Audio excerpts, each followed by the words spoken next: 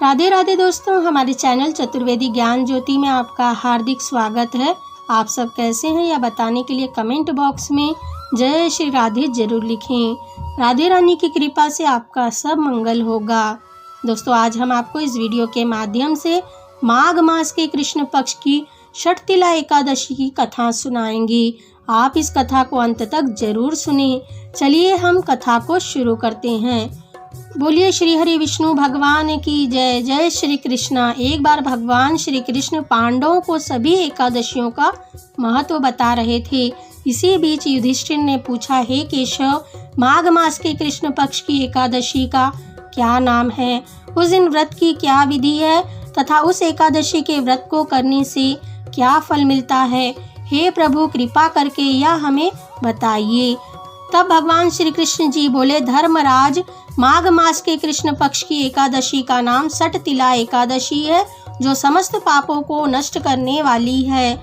षटतिला एकादशी का अर्थ है तिल का 6 प्रकार से उपयोग करना। तिल से स्नान, तिल का उपटन लगाना, तिल से होम जप करना, तिल मिला हुआ जल पीना, तिल का दान करना और तिल का ही भोजन करना। इस प्रकार से 6 कर्मों में तिल का उपयोग करने से यह एकादशी षटतिला एकादशी कहलाती है। इस दिन श्री हरि भगवान विष्णु जी की पूजा की जाती है। अब मैं तुम्हें षटतिला एकादशी की पाप नाशनी व्रत कथा सुनाता हूँ, जिसे पुलस्त्य मुनि ने दालभ्य जी से कहा था। एक बार दालभ्य मुनि ने पुलस्त्य मुनि से पूछा, हे मुनिवर, पृथ्वी लोक पर सभी मनुष्य पाप कर्मों में लगे रहते हैं, उन्हें नरक में ना जाना पड़े, इसके लिए क्या उपाय है? आप बताने की कृपा करें। तब पुलस्त्य मुनि बोले, हे महाभाग, तुमने बहुत अच्छा प्रश्न किया। सुनो, इससे संसार के सभी जीवों का भला होगा। इस भेद को ब्रह्मा, विष्णु, महेश तथा इंद्रदेव आदि भी नहीं जानते, परंतु मैं आपको यह गुप्त तत्व अवश्य ही बताऊंगा। माघ मास के शुरू होते ही मनुष्य को स्नान आदि करके शुद्ध होना चाहिए।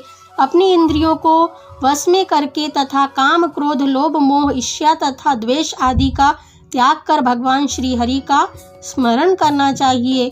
जब मूल नक्षत्र और एकादशी तिथि हो तो अच्छे पुण्य देने वाली नियमों को ग्रहण करें। स्नान आदि नित्य क्रियाओं से निवृत्त होकर देवों के देव भगवान श्री हरि का पूजन करें व एकादशी व्रत का संकल्प करें।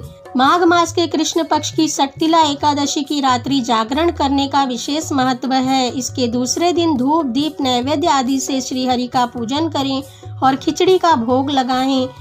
उसके बाद पेठा, नारियल, सीताफल या सुपारी का अर्घ दें। श्री हरि विष्णु जी की स्तुति करें।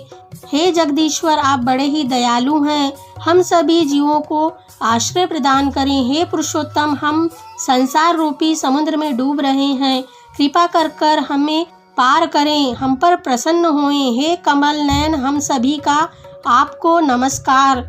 हे मधुसूदन, हे जगन्नाथ, हे पुंडलीकाक्ष, आप लक्ष्मी जी सहित मेरे दिए अर्घ को स्वीकार करें। श्री हरि की पूजा करने के बाद ब्राह्मणों को जल से भरा हुआ घड़ा, छाता, जूता, वस्त्र और तिल से भरा हुआ पात्र दान करें और दान करते समय कहें, हे प्रभु, इस दान के द्वारा आप मुझे व मुझ पर प्रसन्न हो। इतना कहकर पुलस्त्य मुनि ने कहा, अब मैं तुम्हें इसकी पावन कथा सुनाता हूँ। षटतिला एकादशी की कथा कहता हूँ। एक समय नारद मुनि ने भगवान श्री हरि विष्णु जी से यही प्रश्न किया था और भगवान विष्णु जी ने जो षटतिला एकादशी का महात्म्य नारद जी से कहा, आज मैं तुम्हें बताता हूँ। भगवान ने कहा, हे नारद, मैं तुम्हें सत्य घटना कहता हूँ, इसे तुम ध्यान पूर्वक सुनो। प्राचीन समय में पृथ्वी पर एक ब्राह्मणी रहती थी। वह सदा व्रत उपवास किया करती थी। एक बार उसने 1 मास तक व्रत किया, जिससे उसका शरीर बहुत कमजोर हो गया। वह बहुत बुद्धिमान थी, फिर भी उसने कभी भी देवताओं तथा ब्राह्मणों के निमित्त अन्न आदि का दान नहीं किया था। इसलिए मैंने सोचा कि ब्राह्मणी ने व्रत आदि से अपना शरीर शुद्ध कर लिया है, अब इसे वैकुंठ लोक तो मिल ही जाएगा, परंतु इसने अभी अन्न का दान नहीं किया, इससे इसकी तृप्ति होना कठिन है। तब भगवान बोले, ऐसा सोचकर मैंने एक भिखारी का वेश धारण करके उस ब्राह्मणी के पास गया और उससे भिक्षा मांगी। वह बोली, महाराज, आप कौन हैं? यहाँ किस लिए आए हो? ब्राह्मणी ने पूछने पर मैंने उससे कुछ नहीं बताया। मेरे मौन रहने के कारण उसे क्रोध आ गया और उसने मिट्टी का एक ढेला मेरी भिक्षा पात्र में डाल दिया। मैं उसे लेकर अपने लोक में वापस आ गया। कुछ समय बाद जब ब्राह्मणी की मृत्यु हुई तब वह मेरे लोक में आई। उस ब्राह्मणी को मिट्टी के दान करने के कारण वहां पर एक सुंदर महल मिला। जैसे ही वह महल के अंदर गई वह हैरान हो गई।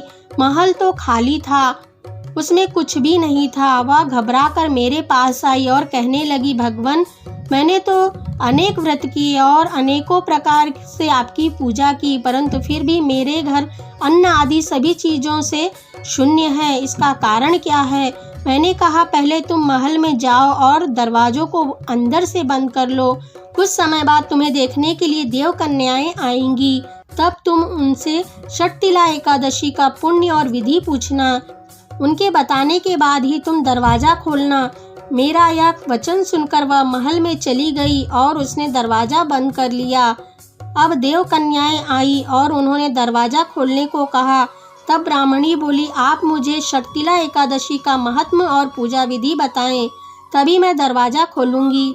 उनमें से एक देव कन्या बोली, मैं तुम्हें षटतिला एकादशी का महत्व और पूजा विधि बताती हूँ। जब ब्राह्मणी ने षटतिला एकादशी का महत्व और पूजा विधि सुन ली तब उसने दरवाजा खोला।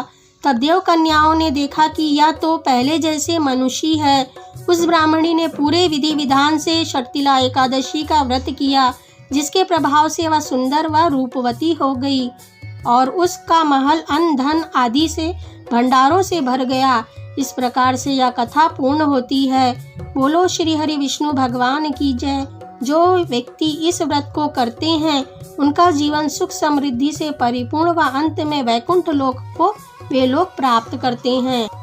इस प्रकार से षटतिला एकादशी की व्रत कथा है। दोस्तों, आपको वीडियो कैसा लगा हमें कमेंट में लिखकर बताइए। वीडियो अच्छा लगा हो तो इसे लाइक और शेयर कीजिए। हमसे जुड़े रहने के लिए हमारे चैनल को सब्सक्राइब करके रखिए। वीडियो देखने के लिए आप सभी का धन्यवाद।